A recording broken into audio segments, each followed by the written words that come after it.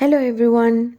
இந்த வீடியோவை உங்களால் ரிலேட் பண்ண முடிஞ்சிச்சுன்னா கமெண்ட்ஸில் கண்டிப்பாக ஷேர் பண்ணுங்கள். நம்ம டெய்லி டிரான்ஸ்போர்ட்டுக்கு நம்ம 2 வீலர்ஸ்க்கு நம்ம எவ்வளோ கான்சென்ட்ரேட் பண்ணி அதை மெயின்டெனன்ஸ் பண்ணி டெய்லி க்ளீன் பண்ணி நம்ம சூப்பராக வச்சுக்கிறோம்.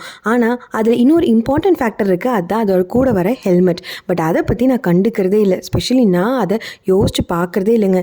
இயர்ஸ் கணக்காக யூஸ் மட்டும் பண்ணுறமே தவிர அதோட உள்ளே எப்படி இருக்குது அந்த பேட் ஸ்மெல், ஏன்னா நமக்கு வர ஸ்வெட் எல்லாமே அங்கே தான் ஸ்டாக்னண்ட் ஆகிருக்கும். அதுலேருந்து அலர்ஜிஸ் வர சான்ஸ் இருக்குது, இரிட்டேஷன்ஸ் வர சான்ஸ் இருக்குது, பேட் ஆர்டர் வர சான்ஸ் இருக்குது. பட் இது எதையுமே நம்ம கண்டுக்கிறது இல்லை, அதை அப்படியே யூஸ் பண்ணிகிட்டே இருக்கோம்.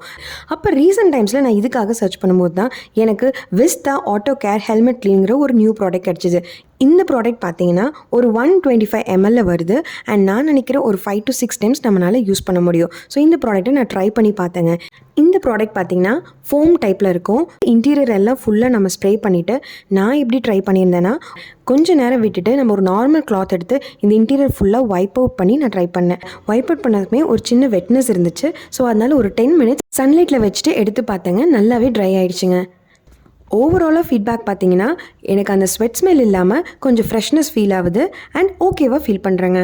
ஸோ இந்த ப்ராடக்ட்டை நீங்கள் பர்ச்சேஸ் பண்ணியிருந்தீங்கன்னா உங்கள் ஃபீட்பேக்ஸ் எப்படி இருக்குன்னு கமெண்ட் செக்ஷனில் ஷேர் பண்ணுங்கள். பண்ணுவீங்க தானே?